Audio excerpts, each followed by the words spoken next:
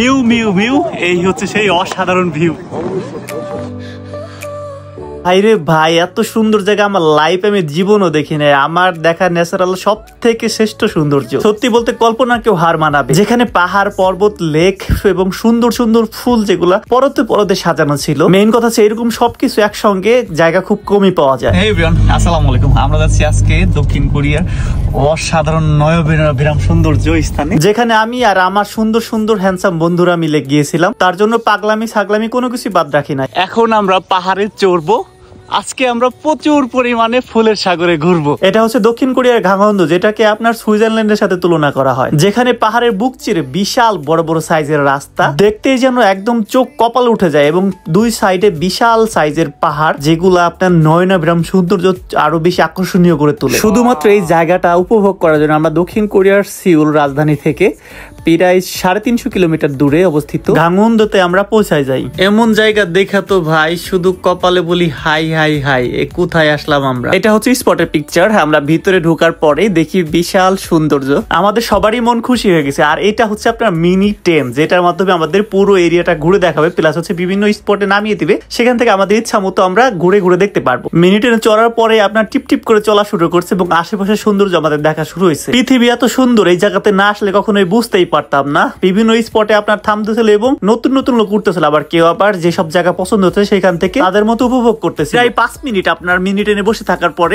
আমরা মেইন স্পটে পৌঁছায় যাই। হায় হায় হায়, वो सिलसिले, वो शौक, वो निस्बत नहीं रही, वो दिल नहीं रहा, वो तबीयत नहीं रही। আমার মুখে শুধু একটাই শব্দ ছিল, জাস্ট ওয়াও ওয়াও ওয়াও। এত সুন্দর ভাই, আমি আমার কথাই বলে বিশ্বাস করতে পারবো না। যদি এখানে আপনি আসেন, এখান থেকে আপনার কখনোই যেতে ইচ্ছা করবে না। মনে হবে এখানে আমি ঘর বাড়ি সারা জীবন থাকি। মনে হচ্ছে যে আমি স্বপ্নের জগতে বসে আছি। এই চার সাইডটা একটু ঘুরে দেখাই, ক্যামেরার ভিউটা যা না, যেটা বলে বোঝাতে পারবো না। চলেন একটু জুম করে একটু পার্ট টু পার্ট দেখাই। এটা হচ্ছে আপনার মিনি একটা লেক, যেখানে আপনার পানিটা একদম ক্লিয়ার। মন চাচ্ছিল এটার ভিতরে আমি এখনই গোসল করি।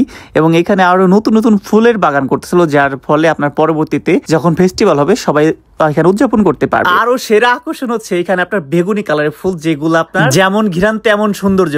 সবাই যার যার মতো আপনার পিকচার তুলতেছিল, স্মৃতি হিসেবে ধরে রাখার জন্য সেরা একটা ফুলের স্পট। এইখানে আরো সেরা একটা স্পট হচ্ছে বড় লেকটা, যেটার ভিতরে আপনার পরিষ্কার পানির সাথে অনেক অনেক বোর্ড আছে। কাপলরা বিশেষ করে এখানে আপনার বোর্ড রাইড গুলা করতেছিল। এছাড়া এইখানে একটা বেকু দেখা যাচ্ছে। এইটা ভাই এখানে উঠাইলো কেমনে?